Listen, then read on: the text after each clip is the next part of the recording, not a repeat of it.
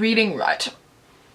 Hey folks, welcome back to my channel. If you're new here, welcome. My name is Natasha and I do book things here, except for when I'm in a reading rut, which I'm in right now, so I haven't done book things here in 13 days.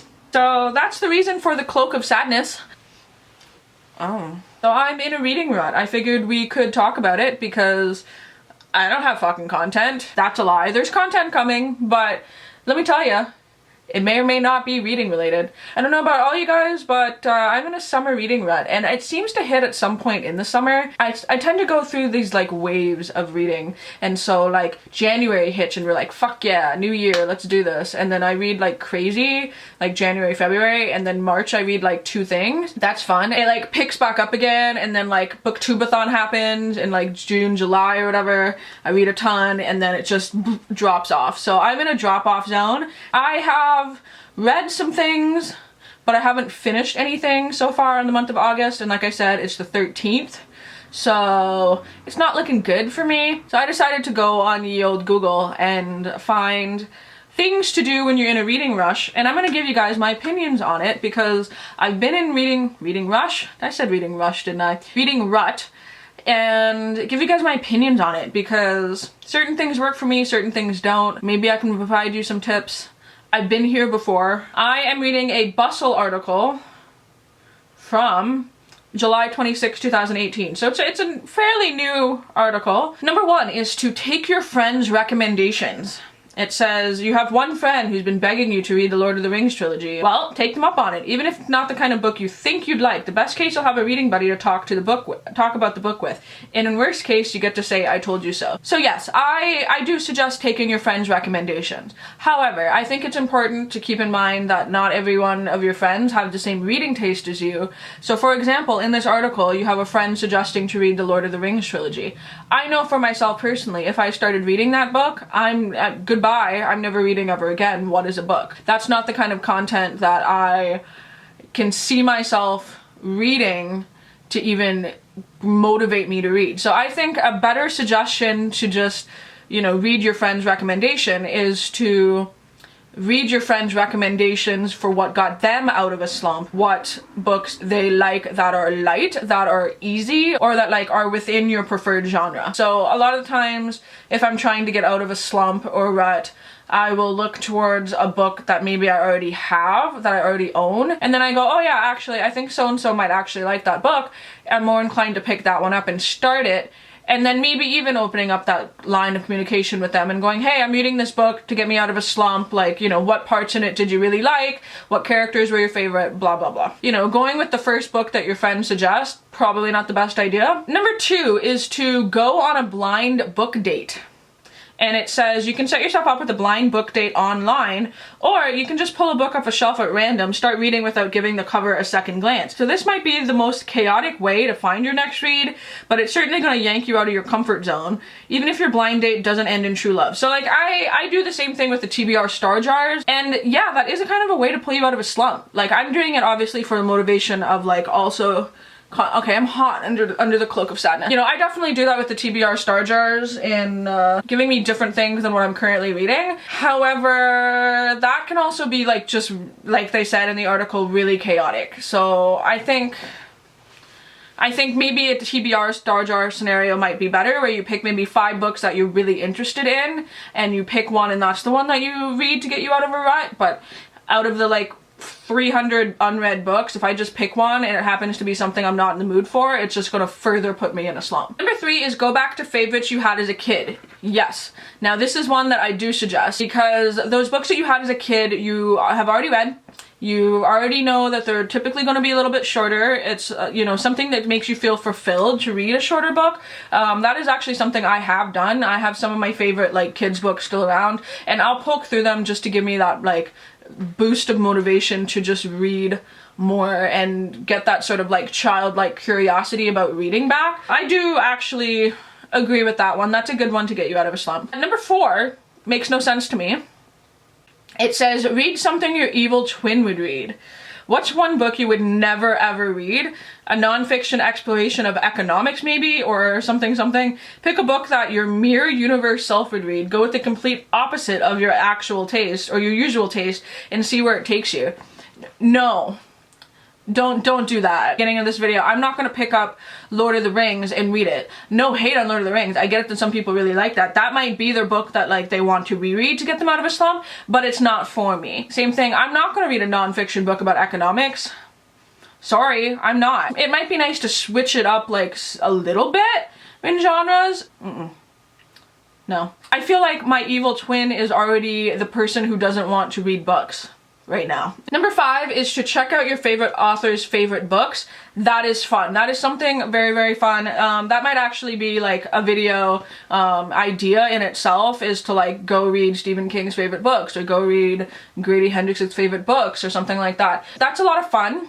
If you're doing it for the sake of like YouTube, where you're reading like it for, like I said, a video idea, it might be a little bit more challenging because again, like you're trying to find time to put that into, but in terms of just like picking up a random book that you may not have heard of, that your favorite author likes, that is fun, and I do suggest doing that to get you out of a rut. Maybe not, but just as like something fun to throw into your current reading. Yes. Number 6 is another one that, no, throw a book swap, which is like, let's be honest, you're not going to reread that historical fiction werewolf novel, but get your nerdiest, and like I hate the way they word this, get your nerdiest friends together and swap some books to liven up your reading list. Just make sure that all your friends also don't have the exact same reading taste as you. I feel like this could turn into something negative where like, you know, you'd have to set up the book swap in like a please don't bring a book you absolutely hate so that we can swap books we hate so we can hate them together. Reading books you don't enjoy is no way to get out of a reading slump. If I'm not enjoying a book, like goodbye, like I'm putting it down, and that's where I start my like 12th book that I'm not going to finish in the month, you know? So if you're going to do like a book swap, then maybe just I don't know, I just don't think, I think a book swap is a good idea, but I just don't think, again, that it is an idea to get you out of a rut. Number 7 is to judge a book by its cover. Yes, do this. This is the one thing that I found has actually helped me get out of a rut. I look at a book and I go, oh shit, that looks nice. And I pick it up and I go, you know what, I'm gonna start reading you. And I've discovered some of my favorite books that way. I've discovered some books that do actually get me out of ruts that way. It's just that satisfaction of finally just going, you know what, forget all the things that I said I was gonna read, forget my TBR, I'm gonna go with this real pretty book and I'm gonna read that one. I'm gonna sit and I'm gonna read it, and you know, you can obviously like DNF it if you don't like it, but that satisfaction of reading something that you thought was cool looking or pretty interesting looking or whatever, that is a good way to get out of a rut. Number 8 is to revisit a book you never finished. How is that going to get you out of a rut? No, I don't think that that's going to work. At least for me. Again, this is all my own personal opinion. Maybe that works for some people, but I don't think so.